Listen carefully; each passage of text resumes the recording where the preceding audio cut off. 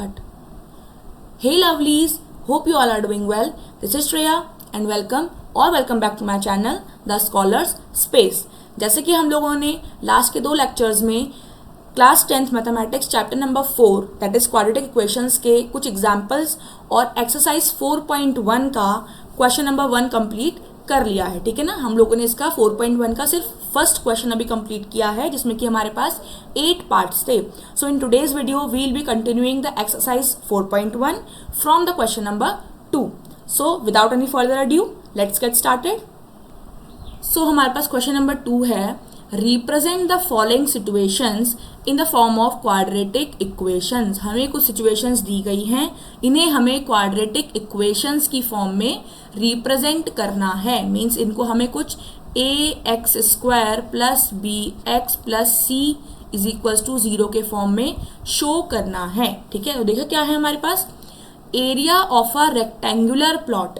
किसी एक rectangular plot का एरिया हमारे पास क्या है, 528 मीटर स्क्वायर, ठीक है। ये हमारे पास क्या है, 528 metre square. The length of the plot, हमारे जो लेंथ है प्लॉट की, is 1 more than twice its breadth, ठीक है। We need to find the length and the breath.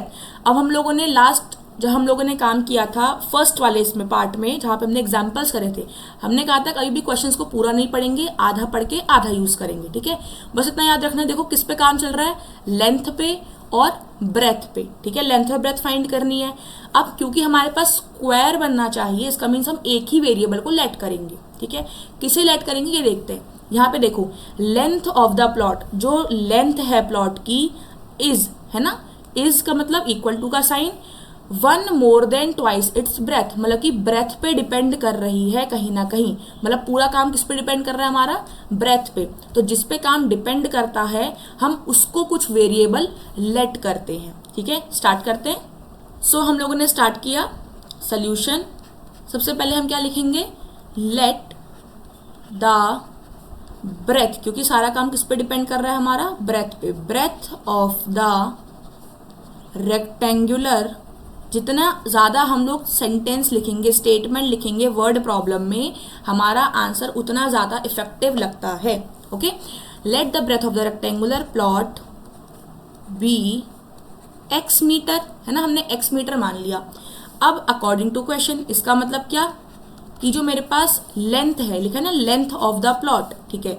Length of the plot is का मतलब मैथमेटिक्स में इज इक्वल टू होता है 1 मोर। 1 मोर का मतलब 1 मोर प्लस, ओके, देन ट्वाइस, किससे ज़्यादा है, ट्वाइस। ट्वाइस मतलब 2 से मल्टीप्लाई इट्स ब्रेथ, और ब्रेथ कितनी मानी थी हम लोगों ने, जैसे हमने अभी ब्रेथ लिख दिया BREADTH, ठीक है। यही क्वेश्चन है ना। देखो दोबारा देखते हैं।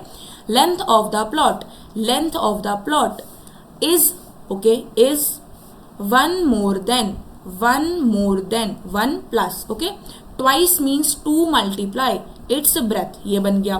तो लेंथ मेरे पास कितनी आ गई, 1 प्लस 2x आ गई, क्योंकि 2 इंटू ब्रेथ का मतलब 2 इंटू एक्स, ऐसे हो जाएगा ना। 2 इंटू एक्स मीन्स 2x, ठीक है। अब देखो यहाँ पे मेरे पास एक इक्वेशन ये बन गई है और ब्रेथ मेरे पास x यहाँ से है, ठीक है। अब हम करते हैं ये वाली लाइन को सॉल्व। उसने लिखा है now area of rectangular plot is equals to 528 metre square, यही दिया है ना हमें, देखो 528 मीटर स्क्वायर। अब एरिया ऑफ रेक्टेंगल होता क्या है हमारे पास, लेंथ इंटू ब्रेथ होता है ना, ठीक है। 528, लेंथ की वैल्यू मेरे पास क्या है, देखो 1 प्लस 2x, यहाँ पे देते हैं 1 प्लस 2x, ठीक है। मल्टीप्लाई में ब्रेथ है, ब्रेथ कितनी है मेरे पास, x इज इक्वल्स टू 528। देखो हमारे पास एक कुछ फर्स्ट वाले क्वेश्चन की तरह बन के आ गया। अब दोबारा सॉल्व करना पड़ेगा। तो ये बन जाएगा इस तरीके से, 1 plus 2x into x is equals to 528, है ना। अब इसे मल्टीप्लाई करते हैं तो x से पहले 1 होगा तो it will be x, then x से 2x होगा तो 2x स्क्वायर प्लस का साइन इज इक्वल्स टू 528। अगर हम इसको सॉल्व करें थोड़ा ढंग से तो ये बन जाएगा 2x square plus x is equals to 528 और 2x² plus x minus 528 is equals to 0। तो देखो मेरे पास ये कुछ ऐसा बन गया, ax² plus bx plus c is equals to 0। देखो ax² का मतलब 2x², bx का मतलब x मतलब 1x और c का मतलब माइनस 528। हमसे ये तो बोला था रिप्रेजेंट करना है किस में, क्वाड्रेटिक इक्वेशंस में, ये हमने कर दी है ना। तो हमारे पास क्या आ गया, ये आंसर आ गया।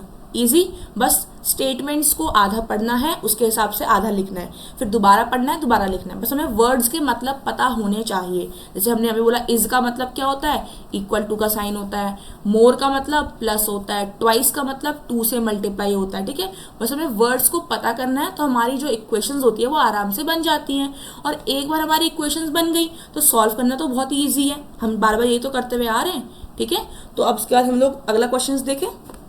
सो हमारे पास सेकेंड पार्ट है, the product of 2 consecutive positive integer is 306। देखो प्रोडक्ट का मतलब हमारे पास क्या होता है, मल्टीप्लाई। ठीक है ना, और we need to find the integer, हमें नंबरों को फाइंड करना है, सिंपल। अब पहले हमें ध्यान देना है कंसेक्यूटिव का मतलब क्या होता है। कंसेक्यूटिव का मतलब होता है लगातार। ठीक है, मीन्स 1 आफ्टर द अदर, कि एक के बाद एक अगला जस्ट। जैसे मान लो मैंने बोला एक नंबर 1 है तो इसका कंसेक्यूटिव क्या होगा, मतलब जस्ट अगला क्या होगा, 2 है ना। या मैंने बोला 59, इसका कंसेक्यूटिव क्या हो जाएगा, 60। मतलब कि हमें नंबर लेने जो क्या हो, लगातार हो, एक के बाद एक हो। ठीक है, अब अगर मान लो मैं इसको यूज कर रही हूँ, ठीक है, मैंने 59 को तो क्या लिख दिया, x लिख दिया। ठीक है, अब मुझे 60 को x के टर्म्स में ही कुछ बनाना पड़ेगा, क्योंकि मैं इसको y नहीं मान सकती। तो देखो अगर मैंने इसको x के टर्म्स में बनाना है, मैंने यहाँ पे लिखा x, मतलब 59 हो गया। अब 59 में मैं ऐसा क्या करूँ 60 के बराबर आ जाए। अब मैं इसमें से क्या करूँगी, देखो अगर मैं यहाँ पे +1 कर दूँ तो 59 + 1 विल बी 60, बढ़िया 60। तो क्यों ना मैं यहाँ पे x + 1 लिख दूँ, एक ही बात है ना। देखो हमने बोला लगातार है, लगातार का मतलब क्या होता है कि मेरे पास एक नंबर था, उसमें कुछ एक और जोड़ा, अगला बन गया, फिर कुछ और जोड़ूंगी तो अगला बन के आ जाएगा, यही तो होता रहता है हमारे पास। तो बस हमने यहाँ पे लिखना है let the first number be x। पहले नंबर को हम लोगों ने x मान लिया, ठीक है, तो then the next will be, तो अगला क्या हो जाएगा अपने आप ही x + 1 हो जाएगा, है ना, क्योंकि हम क्या करना है, जस्ट अगला बताना है। और काउंटिंग में हम 1 2 3 4 5 कुछ भी लिखते हैं, एक हर किसी में बढ़ता हुआ जाता है ना। देखो सब में प्लस होता जा रहा है ना, बस यही करना है हमें। ये लिख दिया, एक x हो जाएगा और एक x + 1 हो जाएगा। ये कंसेक्यूटिव वाला क्वेश्चन एग्जाम्स में आता है, तो इसको सही से समझ लेना। ओके, अब देखो हमने क्या लिखा है, product of 2 consecutive positive integer. अब 2 नंबर आ गए मेरे पास, देखो दोनों पॉजिटिव है, माइनस मैंने कहीं भी यूज नहीं करा। ठीक है, इनका प्रोडक्ट, तो अब यहाँ पर लिखेंगे अकॉर्डिंग टू क्वेश्चन, क्या, इन दोनों का प्रोडक्ट, इसका मतलब x मल्टीप्लाई x + 1 है ना, दोनों को मल्टीप्लाई कर देंगे, इज का मतलब इक्वल, और 306, इट इज 306। अब सॉल्व करेंगे, देखो x से x होगा तो x², x से 1 होगा तो +x इज इक्वल्स टू 306। क्यों ना इसको ऐसे लिख दें, x² + x minus 306 is equals to 0। तो देखो ax² + bx + c is equals to 0। x² same बन रहा है, x और x सेम बन रहा है, कांस्टेंट और c सेम बन रहा है, मतलब कि हमारी इक्वेशन बन रही है। तो आई होप ये समझ में आया होगा, है ना। अगले क्वेश्चन पे बढ़ते हैं आगे। देखो थर्ड पार्ट है हमारे पास, Rohan's mother is 26 years older than him. ठीक है, रोहन की मदर उससे 26 ईयर्स ओल्डर है, मतलब बड़ी है, इसका मतलब 26 ईयर्स ज़्यादा हो जाएंगी। ठीक है, the product of their edges. अब मैं अगर उन दोनों की एजेस को मल्टीप्लाई करूं इन ईयर्स 3 ईयर्स फ्रॉम नाउ, आज से 3 साल बाद, ठीक है, तो इट विल बी 360। तो we would like to find Rohan's present age. हमें किसकी फाइंड करनी है एज, रोहन की। तो जो भी हमें फाइंड करना होता है, सबसे पहला काम उसको कुछ लेट करेंगे। हमेशा काम ऐसे शुरू होता है कि जो फाइंड करना है पहले उसको लेट करेंगे, फिर कंडीशन हमारी बनती हुई जाती है। तो हमने यहाँ पे लिखा लेट रोहन्स एज, ठीक है, रोहन्स एज बी x। अब x क्या, ईयर्स, उसने लिखा है ना यहाँ पे कि ईयर्स में काउंट करना है, तो ईयर्स, ठीक है। अब अगर रोहन की एज कितनी हो गई, एक्स हो गई, तो then his mother's age will be, उसकी मम्मी की एज कितनी हो जाएगी, लिखा है ना यहाँ पे देखो, Rohan's mother is 26 years older than him, मतलब कि जितनी भी रोहन की एज है उसमें 26 और बढ़ा देंगे तो मम्मी की एज निकल के आ जाएगी, ठीक है। ये दो हमारे पास एजेस निकल के आ गई, इतना हिस्सा हमारा कंप्लीट हो चुका है। अब बात करेंगे यहाँ की, ठीक है। उसने बोला है दोनों की एज का प्रोडक्ट निकालना है, दोनों को मल्टीप्लाई करना है, बट कैसे करना है, 3 साल बाद वाली एज को। तो पहले हम लोग 3 साल बाद यहाँ पे लिखते हैं, ठीक है। हमारे पास एक केस क्या बन के आया, आफ्टर 3 ईयर्स। इन क्वेश्चंस को ऐसे ही करना पड़ता है, ठीक है। पहले लेट करेंगे, फिर जितने साल बाद की या पहले की बात होगी पहले उनको लिखेंगे, फिर आगे सॉल्व करेंगे। अब मान लो अभी हमारी एज जो है वो 16 ईयर्स है, ठीक है। हमने माना हमारी एज कितनी है, 16 ईयर्स है। तो आज से 3 साल बाद, ये 1 साल 2 साल 3 साल बाद हमारी एज कितनी हो जाएगी, देखो अगले साल 17 होगी, देन 18 होगी, देन 19 होगी, यही तो होगा ना। तो डायरेक्टली अगर मैं लिख दूं 16 + 3 तो 19 तो बन के आएगा। इसका मतलब आज जो हमारी एज है उसमें अगर मैं 3 प्लस कर दूं तो 3 साल बाद की एज निकल के आ जाएगी। तो वही देखो यहाँ पे अगर आज रोहन की एज x ईयर्स है तो 3 साल बाद रोहन की एज क्या हो जाएगी, बताओ, x + 3 होगी ना। हमने ये तो बोला अगर मान लो हमारी एज 16 है तो 3 साल बाद कितनी होगी, +3 कर दिया तो 19 आ गया। अब रोहन की एज कितनी है, x है, तो +3 कर देंगे। बस डिफरेंस क्या है कि हमने दोनों नंबर्स लिए थे तो नंबर में आंसर आ गया, बट यहाँ पे एक वेरिएबल है, ज़्यादा कोई टफ नहीं है, ठीक है। अब सेम करेंगे किसके लिए, मदर के लिए। तो मदर्स एज कितनी हो जाएगी, सोचो, सेम वही जितनी एज अभी है मदर की, मीन्स x + 26 है ना, इसमें 3 और जोड़ देंगे क्योंकि ये तो उनकी प्रेजेंट एज है कि रोहन से 26 साल वो बड़ी है। अब 3 साल बाद तो 3 और बढ़ जाएगी, तो क्या हो जाएगा यहाँ पे देखो, x + 29, इन दोनों को मैंने सॉल्व कर लिया, ठीक है। तो एक एज मेरे पास ये बन के आ गई, एक एज मेरे पास ये बन के आ गई, इतना है समझ में। अब हमें इसको आगे को सॉल्व करना है, ठीक। तो देखो अब हम लोग उसको यहाँ पे सॉल्व करते हैं। उसने हमें दिया है क्वेश्चन में, अकॉर्डिंग टू क्वेश्चन, क्या, दोनों की एज का प्रोडक्ट, हमने दोनों को मल्टीप्लाई करना है, that will be x + 3 × x + 29, और किसके बराबर आता है, 360 = 360, ठीक है। अब सेम वही पहले x से दोनों को मल्टीप्लाई करेंगे, it will B x² + 29x, then 3 से करेंगे तो +3x and +3 × 29, that will B 7 carry 2 7 8। अब ये दोनों हमारे पास क्या हो रहे हैं, सेम लेटर बन रहे हैं, तो हम इसको कर देते हैं x² प्लस, देखो 29 + 3 कितना हो जाएगा हमारे पास यहाँ पे, ये 32x + 87 = 360।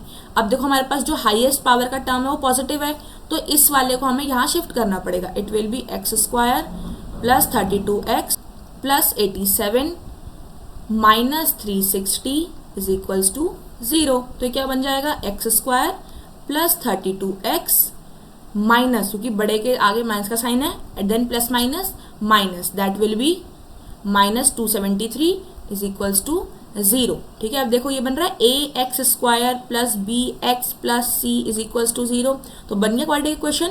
हमारा आंसर यहाँ पे क्या हो गया, कंप्लीट हो गया। आई होप ये समझ में आया होगा। नाउ हमारे पास क्वेश्चन नंबर 2 का लास्ट पार्ट है, that is a train travels a distance of 480 kilometre, ठीक है। एक ट्रेन 480 किलोमीटर डिस्टेंस ट्रैवल करती है एट अ यूनिफॉर्म स्पीड, है ना। यूनिफॉर्म का मतलब हर टाइम पीरियड में सेम डिस्टेंस कवर हो रहा है, ठीक। If the speed had been 8 km/h less, अगर मान लो जो स्पीड है वो 8 km/h कम हो जाती है किसी भी रीजन की वजह से, ठीक है, then it would have taken 3 hours more, तो 3 घंटे और लगेंगे, है ना। देखो मान लो हम कोई भी काम कर रहे हैं, ठीक है, हमने कोई एक पूरा जो हमारा एक काम था वो हमने 15 मिनट्स में कंप्लीट करा, ठीक है। अब मान लो हमने क्या करा, वो काम की स्पीड अपनी धीरे कर दी, हम उसको बहुत आराम आराम से उस काम को कर रहे हैं, है ना। तो उससे क्या होगा कि जो मेरे 15 मिनट्स लग रहे थे, 15 में लग के 20 लग जाएंगे या 25 लग जाएंगे, मतलब एक्स्ट्रा ही लगेगा टाइम मुझे, है ना, बढ़ जाएगा मेरा टाइम। तो वही यहाँ पे लिखा है कि मान लो अगर स्पीड हमारी कम हो जाती है तो टाइम उसको और लगेगा ज़्यादा, क्योंकि उसने धीरे काम करना शुरू कर दिया है। ठीक है, to cover the same distance, वही जहाँ पर वो है उसी को ही करने में 3 घंटे और लग जाएंगे। तो we need to find the speed of the train, हमें क्या फाइंड करना है, स्पीड फाइंड करनी है। तो सेम वही, क्या, जो चीज़ फाइंड करनी है उसको पहले कुछ लेट करेंगे, इजी। तो पहले देखिए कैसे। तो सॉल्यूशन स्टार्ट करते हैं।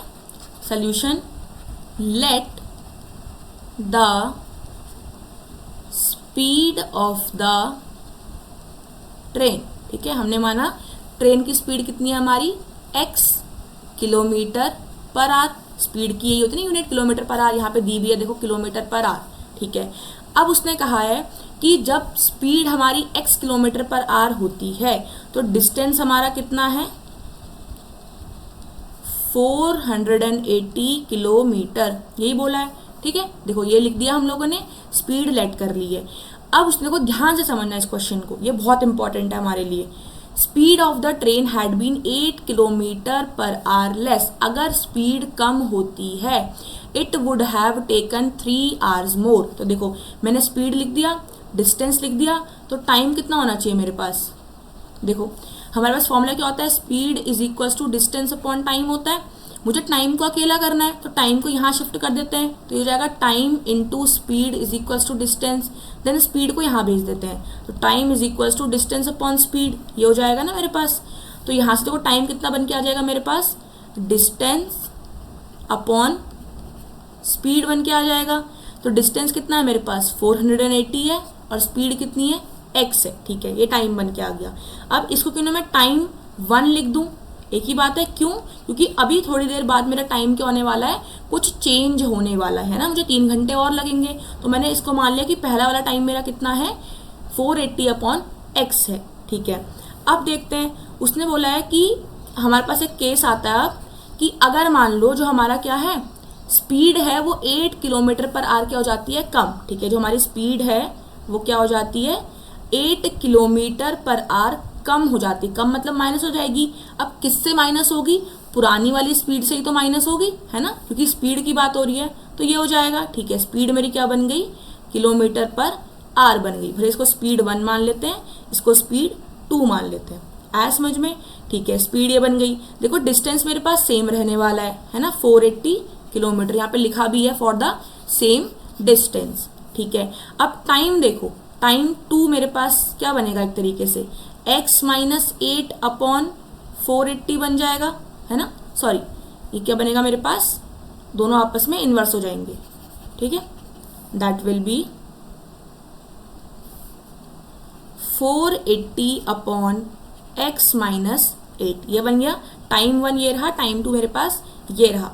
ठीक है, अब एक चीज़ देखो, उसने बोला है कि अब जो मेरे पास टाइम है वो कितना है, 3 घंटे एक्स्ट्रा लग रहे हैं। इसका मतलब टाइम 1 और टाइम 2 में 3 घंटे का अंतर आ रहा है। ये तो आ रहा है, जैसे मान लो ये लिखा मैंने, यहाँ पे ऐसे लिखा, टाइम 1 में अगर 3 घंटे एक्स्ट्रा लगेंगे तो टाइम 2 निकल के आ जाएगा। ये तो बोला ना कि टाइम 1 में 3 घंटे मोर लग रहे हैं। ठीक है, तो इसको मैं ऐसे लिख दूँ, 3 is equals to T2 minus T1, एक ही बात है।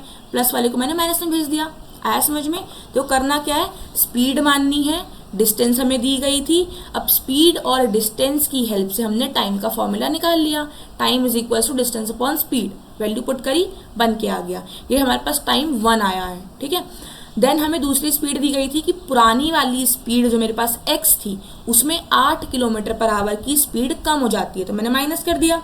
डिस्टेंस उसने बोला है सेम होने वाला है मेरे पास। ठीक है, तो टाइम 2 क्या हो जाएगा, 480 upon x minus 8, that is distance upon speed. ठीक है, अब मुझे बोला गया कि इन दोनों में 3 घंटे का अंतर होता है, तो मैंने यहाँ पे लिख दिया कि दोनों में 3 घंटे का अंतर है। तो इसको लिखते हैं पहले, देखो कैसे, हमने यहाँ पे लिखा, वी आर गिवन दैट क्या, कि t 2 minus T1 is equals to 3। अब हम सोच रहे होंगे हम लोगों ने T1 minus T2 is equals to 3 क्यों नहीं लिखा, है ना, ये दिमाग में आ रहा होगा हमारे। तो ऐसा क्यों, क्योंकि टाइम जो 1 था वो तो कम ले रहा है ना, टाइम 2 वाला 3 घंटे एक्स्ट्रा ले रहा है, तो ये बड़ा हो जाएगा, ठीक, इसीलिए। अब देखो T2 की वैल्यू मेरे पास क्या थी यहाँ पे, that was 480 upon x minus 8, तो यहाँ पुट करते हैं इसकी जगह पे 480 अपॉन एक्स माइनस 8, ठीक है, माइनस T1 की वैल्यू हमारे पास क्या थी, 480 upon x, okay, then it will be 480 upon x is equals to 3, ठीक है। अब इसे सॉल्व करेंगे, देखो चाहो तो दोनों में 480 कॉमन है, 480 हम लोग कॉमन ले लेते हैं, अंदर क्या बचेगा 1 upon x minus 8, then minus 1 upon x is equals to 3, ठीक है।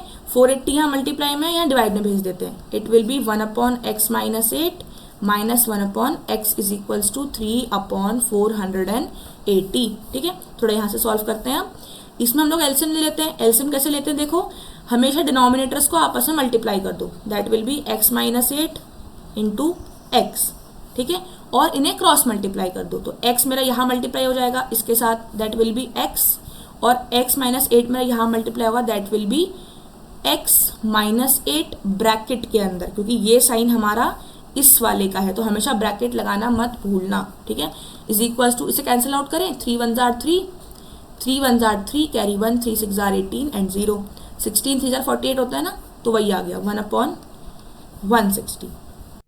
I really hope that you find the video helpful and informative. If so, then please don't forget to like the video, share it with your classmates and subscribe to the channel.